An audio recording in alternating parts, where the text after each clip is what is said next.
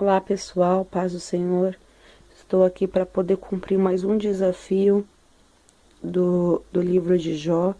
Meu capítulo é o 3 e vou estar lendo ele. Espero que todos entendam. Minha linguagem é uma diferente, a linguagem de hoje. Creio que todos vão entender bem o que Deus quer falar para nós com este capítulo, amém?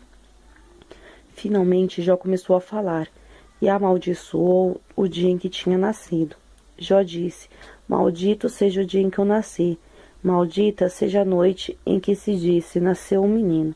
Espero que aquele dia seja transformado em trevas profundas, e Deus, lá no céu, se esqueça dele, e não deixe a luz brilhar sobre ele. Espero que ele fique para sempre encoberto por nuvens escuras, preso para sempre na mais profunda escuridão.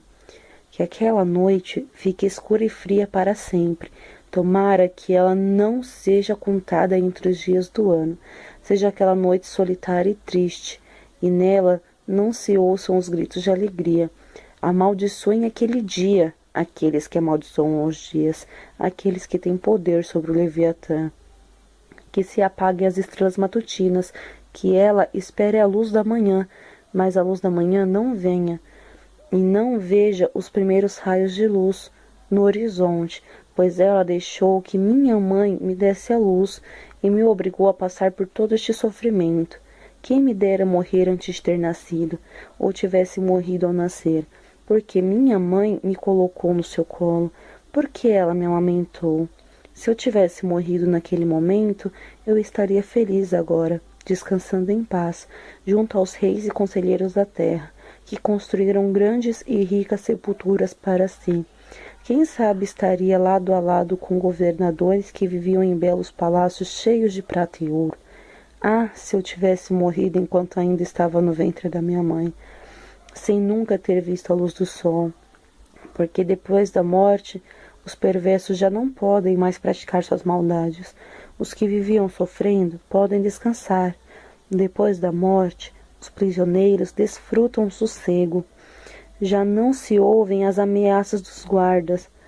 Depois da morte, todos são iguais, os ricos e os pobres. Os escravos finalmente ficam livres de seu senhor. Ah, por que deixar os infelizes saberem o que é a vida?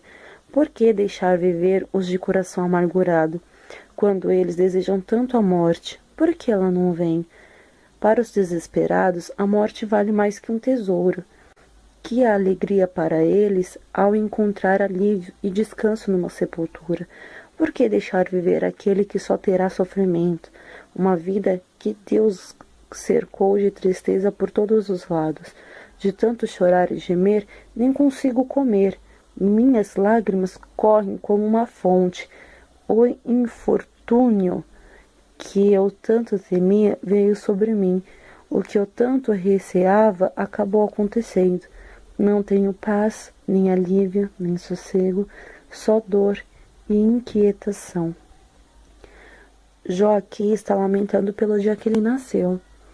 Ele já está cansado de tanto sofrer, de tanta dor, mas como nós podemos observar, ele não murmurou, ele não blasfemou contra Deus em nenhum momento. Ele esteve firme e forte até o final, fraco, cansado, com fome, com dor e triste pelo dia que nasceu. Mas em nenhum momento blasfemou contra o seu Deus, contra o seu Senhor, pois ele sabe que o Senhor é o Senhor da providência, é o Senhor que está na frente de tudo e de todos. Ele sabe que se ele blasfemar contra o Senhor vai levar ele naquele momento. Mas ele não quer que a mão do Senhor pese sobre ele. Ele não quer que a mão do Senhor pese sobre a família dele.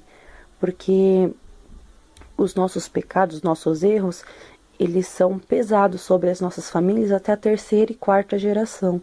Ou seja, nossos netos, nossos bisnetos vão sofrer com os nossos pecados que a gente pratica hoje.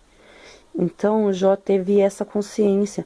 Jó falou, não, se o Senhor me deu todas aquelas riquezas, por que agora eu vou negar em receber todos os males dele?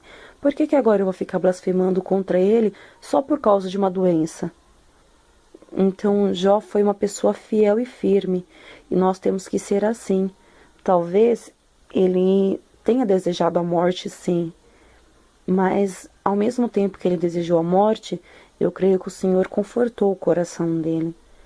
Eu creio que ele deve ter se sentido mais confortado, mais paciente, e ao ver os seus amigos do seu lado, talvez ele tenha se sentido um pouco melhor, porque ele não estava nem falando. E quando seus amigos chegaram ali, ele começou a conversar com eles. Deus coloca pessoas boas nos nossos caminhos. Deus coloca pessoas que são verdadeiramente crentes. O Senhor me deu todas aquelas riquezas, por que agora eu vou negar em receber todos os males dele? Por que agora eu vou ficar blasfemando contra ele só por causa de uma doença? Então Jó foi uma pessoa fiel e firme, e nós temos que ser assim. Talvez ele tenha desejado a morte, sim, mas ao mesmo tempo que ele desejou a morte, eu creio que o Senhor confortou o coração dele. Eu creio que ele deve ter se sentido mais confortado, mais paciente, e ao ver os seus amigos do seu lado, talvez ele tenha se sentido um pouco melhor, porque ele não estava nem falando. E quando seus amigos chegaram ali, ele começou a conversar com eles. Deus coloca pessoas boas nos nossos caminhos.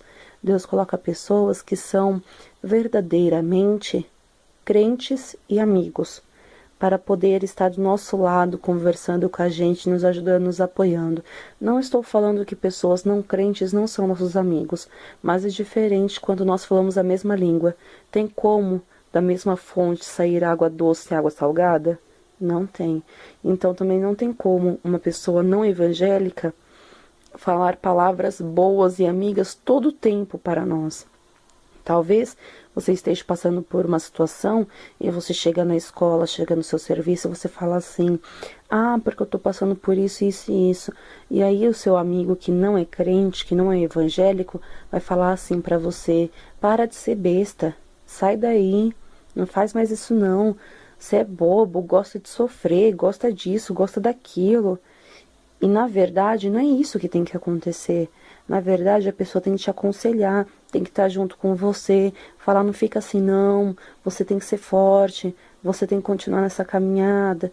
E eu creio que o Senhor vai estar nos ajudando, porque essa palavra fala muito de tristeza, né? Muito de desilusão. E eu acho que todos nós sofremos disso, né? A cada dia às vezes a gente não percebe, mas alguma coisinha acaba nos atingindo, nos deixando mais tristes. E assim como eu, né, que acabei de perder meu tio, mas eu estou crendo, essa palavra foi muito boa para mim, porque eu vi que Jó também se entristeceu e ele continuou firme, perseverando na presença do Senhor. E é isso que eu tenho para falar com vocês. Espero que vocês tenham entendido. E simbora para o próximo capítulo, capítulo 4. Amém? Paz, tchau para vocês.